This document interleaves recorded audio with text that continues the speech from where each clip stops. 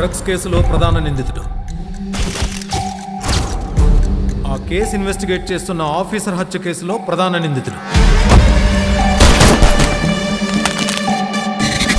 వాడు దొరికేదాకా డిపార్ట్మెంట్ మొత్తం ఇదే పని మీద ఉండాలి.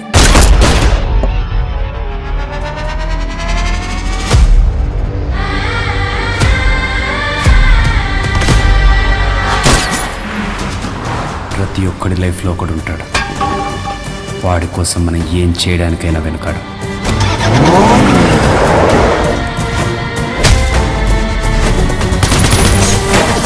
నా లైఫ్లో అది మా నాన్న.